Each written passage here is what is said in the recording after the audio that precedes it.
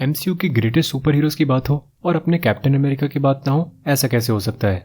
MCU में captain America का first appearance captain America the first Avenger में था और उसके बाद से कैप्टन अमेरिका की पॉपुलैरिटी सिर्फ बढ़ी ही है। फर्स्ट एवेंजर से लेके एवेंजर्स एंड गेम तक आज हम यही देखेंगे कि आखिर अपने कैप्टन अमेरिका कितने पावरफुल है। और वीडियो के आखिर में हम एवेंजर्स एंड गेम के कैप्टन अमेरिका की स्ट्रेंथ को भी डिस्कस करेंगे। लेकिन स्टार्ट करने से पहले अगर आप चैनल पे नए हैं और मार्वल से रिलेटेड ऐसी ही अमेजिंग वीडियोस को मिस नहीं करना चाहते तो चैनल को सब्सक्राइब करना और नोटिफिकेशंस ऑन करना मत भूलना। तो चलिए देखते हैं।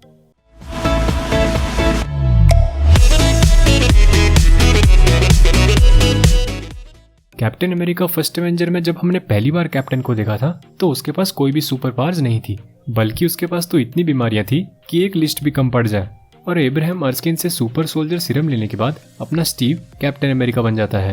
अर्स्किन ने स्टीव को बताया था कि सुपर सोल्जर सीरम सिर्फ उसकी स्ट्रेंथ नहीं बढ़ाता है बल्कि उसके अंदर की जितनी भी क्वालिटीज हैं उनको भी एम्पलीफाई कर देता है। सीरम लेने के बाद स्टीव की हाइट तो बढ़ी जाती है, लेकिन साथ ही साथ उसे super human strength, agility, reflexes और एंड्योरेंस भी मिलती है। सुपर सोल्जर सीरम की वजह से स्टीव के पास एक्सेलरेटेड हीलिंग भी आ जाती है, जो उसकी रियल टाइम बैटल में तो मदद करती ही है, साथ ही साथ उसके एजिंग प्रोसेस को भी स्लो कर देती है।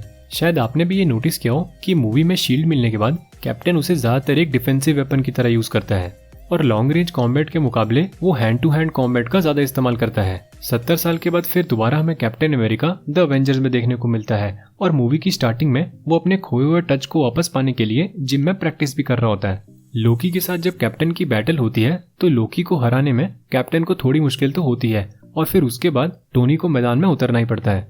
मूवी में स्टीव की टोनी के साथ ज्यादा बनती नहीं है। अगर उसको छोड़ दें तो बाकी सारे टीम मेंबर्स के साथ स्टीव काफी मिलजुल के काम करता है, जैसे कि स्टीव जब फाइनल बैटल में ब्लैक विडो को हवा में लिफ्ट करता है। इस मूवी में हमें कैप्टन अमेरिका उतना स्ट्रांग नहीं दिखा जितना होना चाहिए और इसका एक मेन रीजन वर्ल्ड वॉर 2 के बाद जो 70 ईयर्स का गैप आया वो हो सकता है। फिर उसके बाद कैप्टन अमेरिका विंटर सोल्जर में कैप्टन के सामने बहुत सारे चैलेंजेस आते हैं और साथ ही साथ वो डार्क नेवी कलर का सूट पहनना भी शुरू कर देता है। इस मूवी में वो शील्ड के एजेंट की तरह काम करता है और साथ ही साथ कोवर्ट मिशंस भी करता है। अगर टैक्टिक्स और लीडरशिप स्किल्स की बात करें तो कैप्टन अमेरिका का भाई कोई मुकाबला नहीं है और कैप्टन अमेरिका की hand to hand combat skills भी पहले से काफी इंप्रूव हो गई हैं और ये हमें उस एलिवेटर सीन से पता चलता है। उस एलिवेटर सीन को भला कोई कैसे भूल सकता है। वैसे अगर आपको एमसीयू के बेस्ट फाइट सीन्स के बारे में जानना है तो उसका लिंक मैंने आई बटन में दे दिया है, आप सही में मिस नहीं करना चाहोगे। लेकिन इस मूवी में हमें कैप्टन की एक सबसे बड़ी वीकनेस के बारे में पता चलता है। बिल्कुल सही पहचाना आपने, बकी। और बकी की हेल्प करने के लिए कैप्टन कुछ भी करने को तैयार हो जाता है। अगर हम पहले की मूवी से कंपेयर करें तो इस मूवी में कैप्टन की स्किल और स्ट्रेंथ दोनों ही काफी अच्छी हैं। फिर उसके बाद कैप्टन हमें एवेंजर्स एज ऑफ अल्ट्रॉन में देखने को मिलता है और एवेंजर्स एज ऑफ अल्ट्रॉन में कैप्टन की टैक्टिक्स पे बहुत ज्यादा फोकस किया गया है। वो अपनी स्ट्रेंथ और प्योर हार्ट की वजह से एटलीस्ट म्योनिर को हिला पाता है। वैसे आपको क्या लगता है कि क्या कैप्टन एज ऑफ अल्ट्रॉन में म्योनिर उठा सकता था? ये मुझे कमेंट करके जरूर बताना। इस मूवी में मैंने नोटिस किया कि कैप्टन अपनी शील्ड को ज्यादा ऑफेंसिव तरीके से यूज करता है।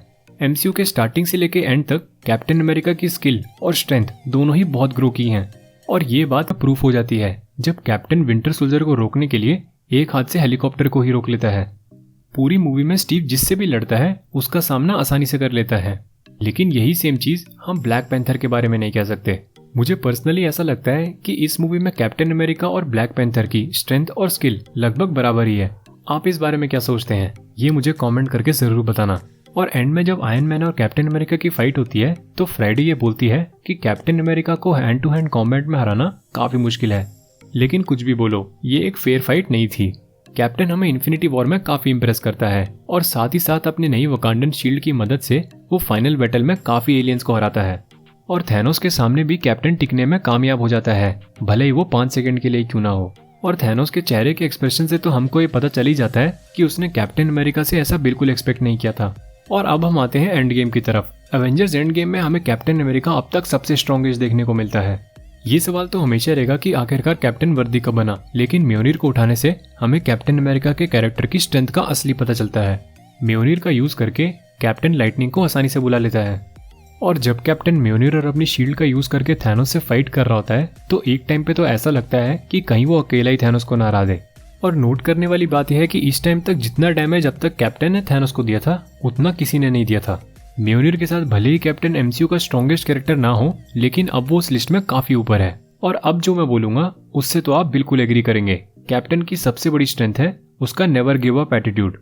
वैसे अगर आप कैप्टन के बारे में कुछ ऐसे फैक्ट्स जानना चाहते हैं जो बहुत कम लोगों को पता है तो उसका लिंक मैंने आई बटन में दे दिया है। अगर आप कैप्टन अमेरिका के ट्रू फैन हैं तो ये तो आप बिल्कुल मिस नहीं करेंगे। तो दोस्तों अगर ये वीडियो पसंद आया हो तो वीडियो को लाइक करना और कैप्टन अमेरिका फैन के साथ शेयर करना बिल्कुल मत भूलना। और हाँ, मुझे कमेंट करके जरूर बताना कि आपका फेवरेट कैप्टन अमेरिका मोमेंट कौन सा है।